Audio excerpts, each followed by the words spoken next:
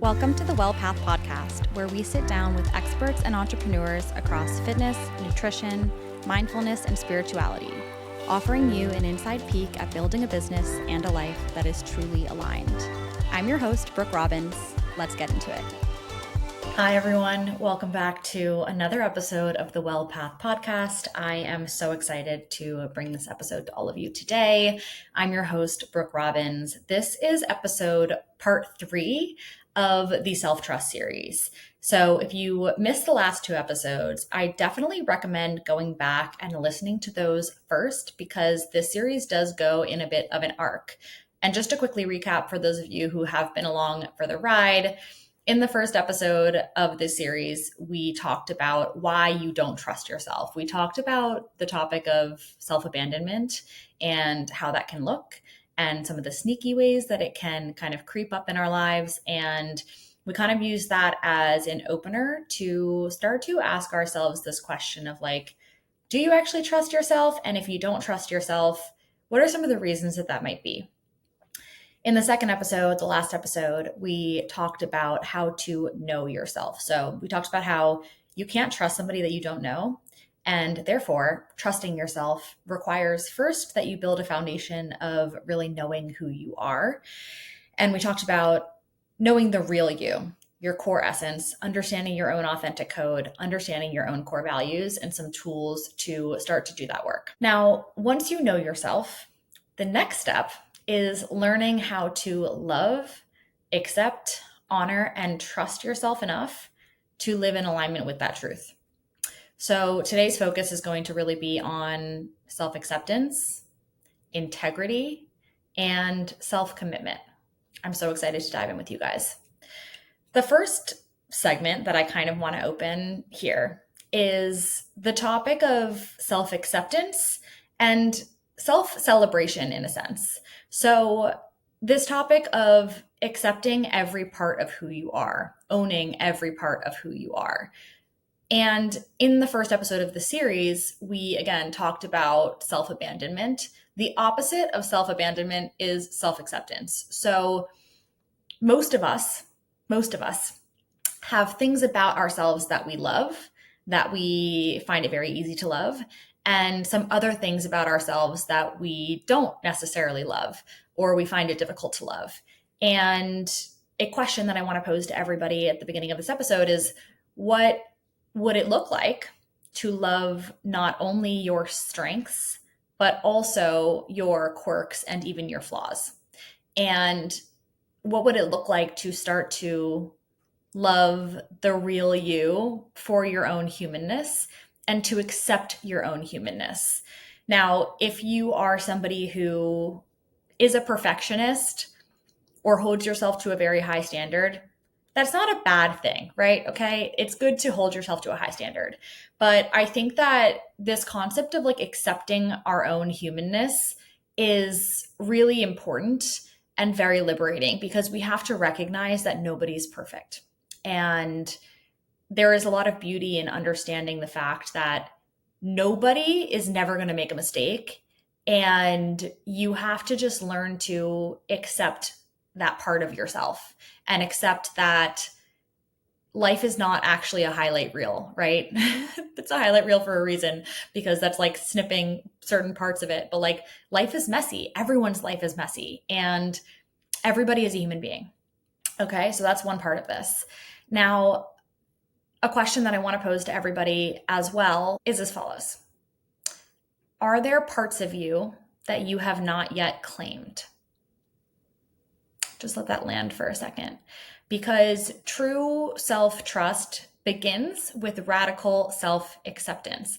That doesn't mean that you give yourself a pass for bad behavior or you're not trying to grow and to change and evolve. I really want to make this distinction clear, but are there innate parts of you that you have not claimed? Things about you that you've attached shame to that don't actually need to have shame attached to them, right?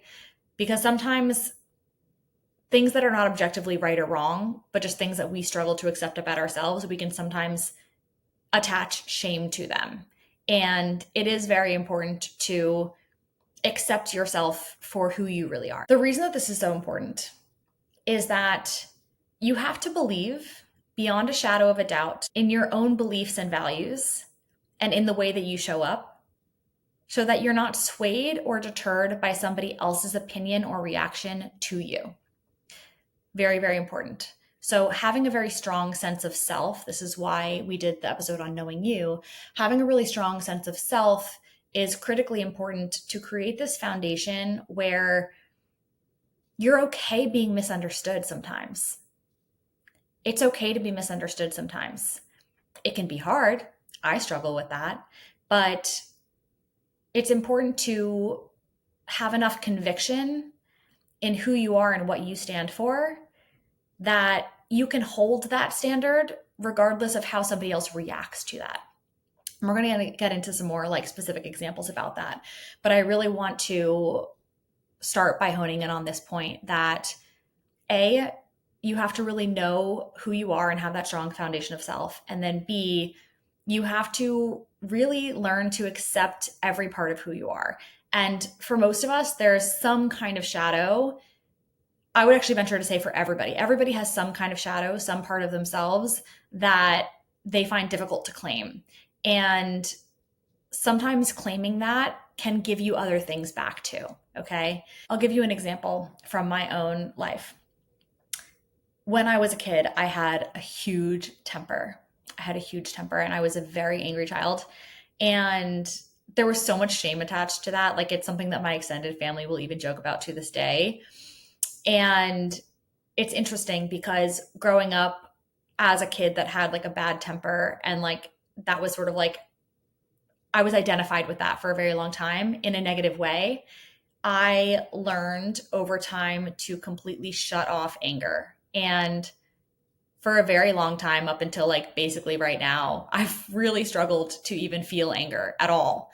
And it's an emotion that I've like basically cut off. And I can feel sad and I can feel disappointed and I can feel upset.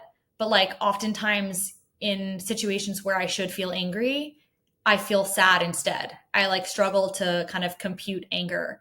And I have realized that reclaiming anger is very important because it's not like anybody wants to be an angry person, but just giving this example, and I'm going to try not to take us on too much of a tangent, but anger as an example is very misunderstood because anger, the emotion of anger, the feeling of anger, don't think about what an angry reaction looks like. We're not talking about acting angry, but the feeling of anger is actually your body's way of communicating to you that a boundary has been crossed. It's your body's way of telling you, we need to protect ourselves here. This is not okay. And so when you kind of shame the anger out of your system, it can become really hard to actually trust yourself. And it can be really hard to hold a boundary because you no longer have that sort of like red light, green light sensor that your body is naturally using to tell you when a boundary has been crossed, when something is not okay. And somebody once told me, which I'll then share, when you get your anger back, you'll get other things back too. And I think that that's true. So anytime that we cut off a part of ourselves that is authentic and serves a purpose, we lose more than just that thing. And there's a lot of beauty in learning to reclaim also the parts of ourselves that we have shunned or shamed out of our own systems. Okay, enough on that tangent. Coming back to the point at hand. In episode 1, we talked about instances where we might set a standard or set a boundary, but then if and when that standard or that boundary cannot be met, rather than walking away, we walk it back. And I think this is a very universally understandable experience for a number of reasons. Why does this happen? Because you don't trust yourself enough to know that the standards you're setting are true for you, are valid, and are reasonable. And so if you don't have that strong foundation of self-trust, then you will start to second guess yourself. You will allow the strength of your attachment to someone else or something else, like the approval, validation, attention, or acceptance of somebody outside of yourself to dictate what you know to be true for you. Versus when you have such a strong sense of self, it doesn't mean it's going to be easy, and it might still actually be incredibly painful and hurt because you're a human being, and it is hard to not be understood and it is hard to not be met. But the difference is you'll be able to see that very clearly because you know that what is true for you is true for you. And when you say something that you need, or you say that something's not okay for you, you know that you mean it. And so it almost becomes irrelevant what the person's response to that information is, because someone else's response to what is true for you doesn't change what's true for you. It's just a reflection of what's true for them. And then it's a question of like, is what's true for you and what's true for them in alignment enough for you to carry on at this moment, or is it not? And like, that's kind of becomes the question.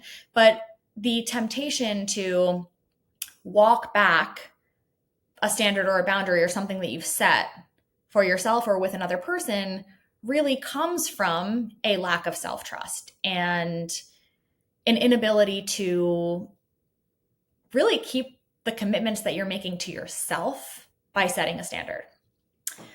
I want to tell you guys kind of like not like a story, but like something, an anecdote that this whole topic kind of reminds me of, and I've been reflecting on. So when I was younger, my dad used to tell us these like bedtime stories, and he would call them Robbie stories. Our last name is Robbins, so they came from that. And his dad, my grandfather, used to tell him Robert stories. So he like made Robbie stories. My dad's an incredible storyteller, and he would just like make them up on the fly at night. It was amazing. And they always started and ended the exact same. So it would start like, there once was a boy named Robbie, and Robbie was a very nice boy. And one day Robbie was on his way home from school, and on his way home from school, Robbie would like take a shortcut and like go through a magic forest, or there would always be a different story where like he'd open up some kind of portal and enter into a different world for a period of time. And he'd usually have these like magical, dramatic experiences and, you know, whatever, there'd be this whole story, this whole bedtime story. And every single time there would be some kind of physical object that Robbie would receive while he was in this alternate universe having this whole experience. And he would put it in his pocket. And then eventually he would, you know, exit the alternative reality and get back into the forest and make his way home. And when he would get home, his parents would be like, Robbie, like, where have you been all this time? And Robbie would be like, well, you wouldn't believe I had the most incredible like experience on my way home from school. And he would tell them this whole story. And his parents would say to him, oh, Robbie, you have such an active imagination. And Robbie would reach into his pocket and feel whatever it is, the object that he got from that alternative world, and he'd feel it in his pocket, and he would know that it was true. And that's how the bedtime story ended. And I think it's so profound, because what I take from the bedtime story is it is not relevant, and it is not your job to convince other people of what is true for you. The thing that's important is that you know what is true for you. And this concept of being okay with being misunderstood is something that I've been thinking about a lot recently. And we touched on this, I think, in the first episode of the series as well, because I opened that episode with a passage from Emerson's essay, Self-Reliance. And one of my favorite lines in that essay, one of the most famous lines of that essay, is to be great is to be misunderstood. And Emerson talks about how all of the greats throughout time were misunderstood during the time, right? And so I think it's important to keep that in mind, that it's not up to you, and it's not really relevant to you to control somebody else's reaction to your standards and your boundaries. And it's important not to let that, someone else's reaction, dictate how you feel about it or about yourself. That is kind of where self-trust starts to be formed, right? So it's like, 1, knowing who you are, understanding your core values. 2, accepting and celebrating who you are, including the parts that are hard for you to claim, including the parts that are maybe a little bit shadowy. 3, being so firm in that acceptance of who you are that you are immune to other people's opinions, or not that other people's opinions don't affect you, because we're all human and it's normal to have emotions about it. But importantly, you don't let that change your actions. So when you set a standard, you stick to it. When you set a boundary, you stick to it. Whatever you know to be true for you, you stick to it, and you don't let somebody else's doubting your story and your life and your experience make you doubt your own self. That is the beginning of trust. Now, in the same vein of building on this foundation of self-trust is acting in integrity. And I want to kind of break down what integrity means, or at least what it means to me. Integrity is when your thoughts match your words and your words match your actions. It's when you have complete alignment between what you think and feel, what you communicate, and the actions that you take. And anytime that you notice that your thoughts don't match your words or your words don't match your actions, it is very important to pay attention to that. Again, you don't have to shame yourself for it. We are all human. We have all been there, trust me. But it is really important to start to observe that and to notice it when it happens. Self-trust, and I cannot stress this enough, is not built or absorbed by listening to affirmations, despite the fact that I love affirmations and I play affirmations every morning because it gets me into a really good mood. But that's not a substitute for the real work of self-trust, which is through keeping promises to yourself and living from a place of integrity. Again, meaning living from a place where your thoughts consistently match your words consistently match your actions. A phrase that I have always loved is hard decisions, easy life, easy decisions, hard life. Okay. And this is where I think you also have to really start to bless your own suffering. What do I mean by that? Well, first of all, hard decisions, easy life, easy decisions, hard life is really a way of saying you kind of have to choose your hard. It's like, do you want it to be hard temporarily now and easy later? Or do you want it to be kind of easy now, but like hard later? And oftentimes in life, these are the decisions that we're presented with. It's like, do you want the pain now and the growth? Or do you want to be comfortable now, but in pain later because you didn't actually act in a way that was like setting you up for the kind of life that you wanted to live? When it comes to acting in integrity, it can be an example of something that is really hard now, but easy later, right? So speaking up when someone does something that doesn't feel right to you, or walking away from a situation that you know isn't serving you, but you're struggling to walk away from because maybe there's expectation there, or there's some kind of pressure keeping you there, but you know it's not for you. And so my challenge to you in this capacity is to consider this question: where in your life are you breaking promises to yourself? And where in your life recently have your thoughts not matched your words, or your words not matched your actions? Where in your life are you choosing the easy decision now that's going to make things harder for you later, versus the hard decision now for the easier life later?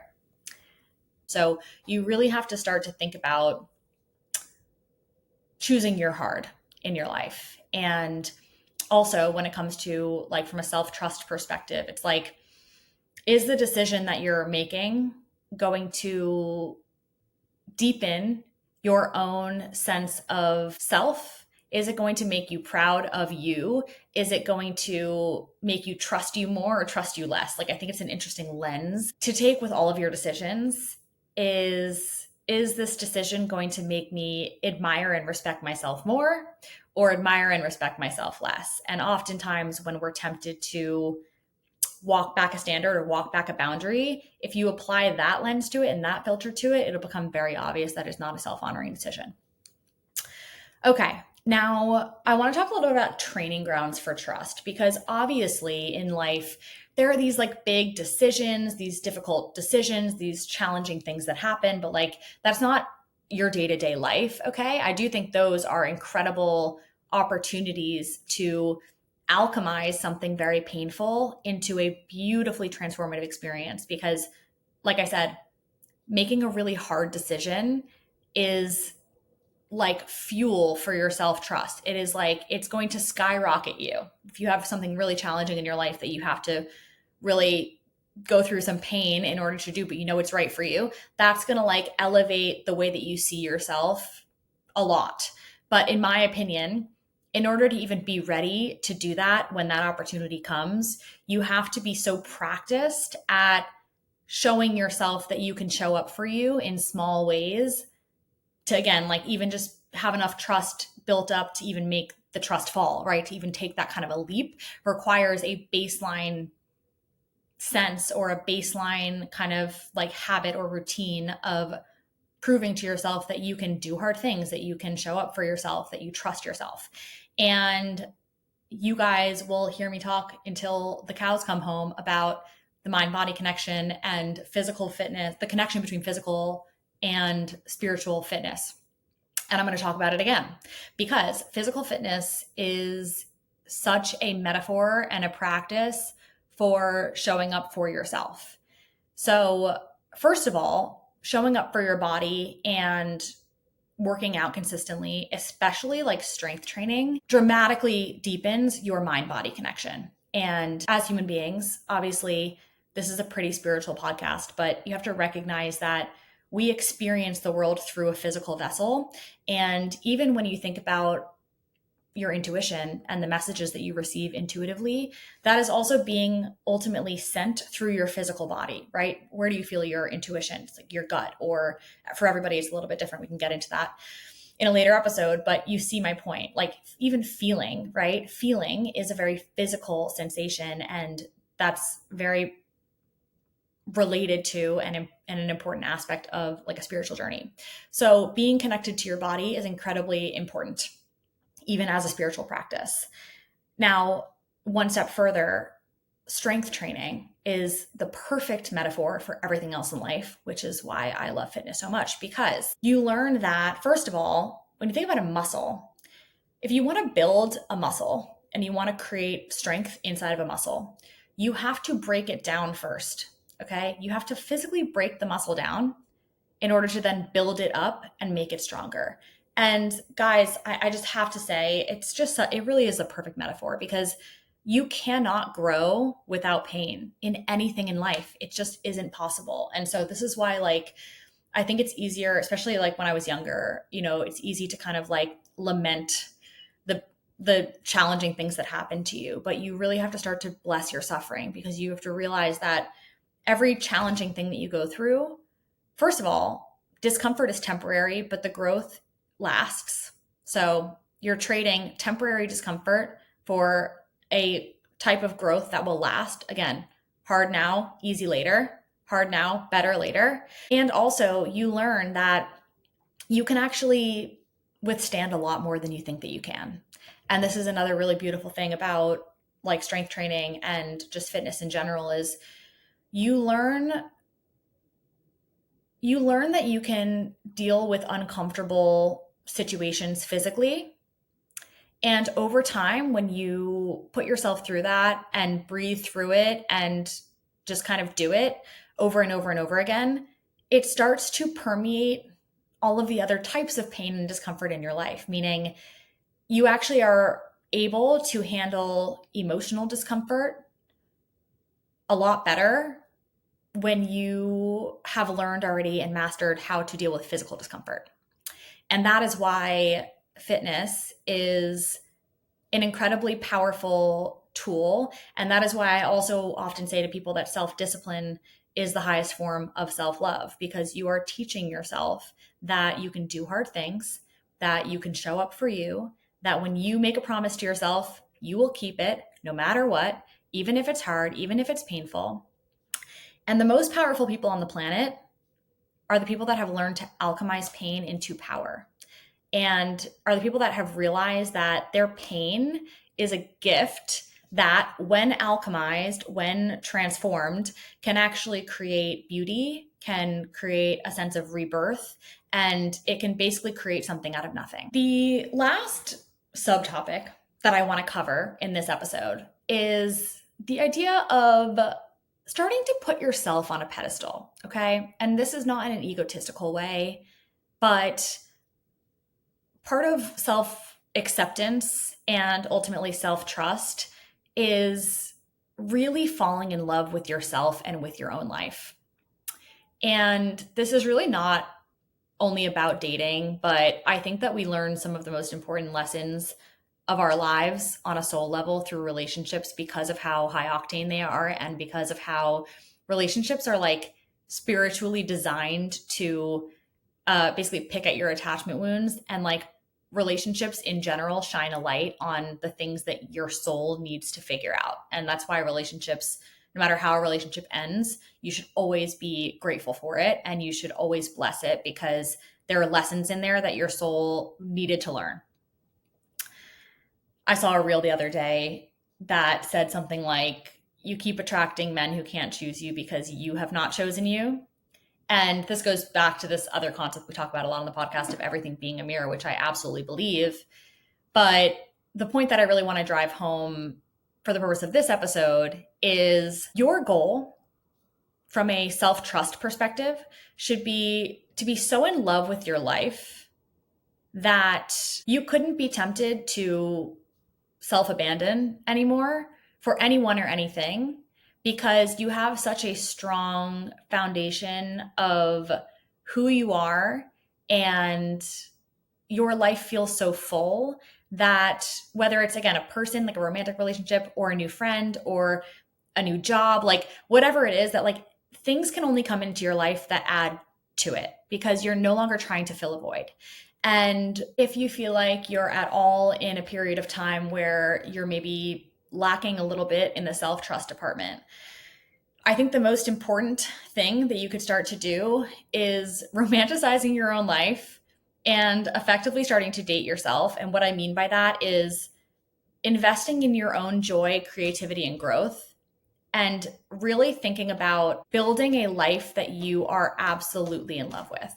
When you recognize that the most important relationship that you will ever have in your life, second only to your relationship with God, is your relationship with yourself, because that's the only one that'll literally be there from start to finish, you can start to prioritize that relationship. And in the same way that you would inside of a romantic relationship or inside of a friendship, prioritize somebody else's needs, you need to start thinking about your own needs, your own standards, your own boundaries in the exact same way and start to actually honor them. So in conclusion, self-trust starts with acceptance, integrity, and consistency between thoughts, words, and actions. In the last episode of the self-trust series, we're going to be talking about the final kind of component of self-trust for me. So again, we started with self-abandonment and like reasons why you may not trust yourself. We went into knowing yourself. Today we talked about accepting and building that sense of trust in yourself. And next week we're going to talk about establishing a connection to a higher power. And for me, faith is the foundation of trust. Capital T, trust. And so we're going to be talking about how to build a channel to a higher power. And connected to that topic is going to be actual practical tips to connecting to your intuition and connecting to divine guidance. And we're going to be talking about why it is fundamentally true that everything does happen for a reason. And you can actually trust the process and trust God and trust a higher power, that everything is always working out for you. But we're going to get there. In terms of homework for this week, a couple journal prompts or things to think about over the course of the next week are as follows. Where in your life do your words not match your actions? Where in your life are you struggling to set and stick to a standard? Do you trust yourself to keep the commitments that you make to others? Do you trust yourself to keep the commitments that you make to yourself? And in closing to that, I want to remind you that you are never stuck and you can choose to make a different choice in any part of your life at any time. I love you guys. Thank you so much for listening. I want to share a couple of announcements as we close this episode. First and foremost, if you're in the Miami area, we are hosting the first ever WellPath times Solid Core event at the Solid Core Studio in Sunset Harbor on Friday, August 29th at 1 p.m. I'm so excited for it. Many of you guys know I coach part-time at Solid Core. We're doing a Signature 50 class. There's going to be goodie bags with giveaways from a bunch of my favorite wellness brands. We're going to be doing a mindful moment before and after class. I'm going to be bringing some of the themes from this month of the podcast into the Solid Core room, and then we will all be enjoying coffee on the patio after. So definitely sign up for that. If you haven't already, you can sign up for it like any other Solid Core class. So it's just on the schedule. It's labeled as the WellPath on the class. So go ahead and sign up. I would love to see you guys there. Also, if you listen to the podcast and you haven't already, please take a second to rate and review us. It really helps the show grow. And secondly, if you enjoyed this episode, please comment, please share it with a friend, share it with somebody that you think it's relevant for. That all really helps the show grow as well. And I love hearing feedback. So please feel free to DM me at any time. You guys know we are on Instagram and TikTok at the.well.path. And I will see you guys in a few weeks. Thank you so much.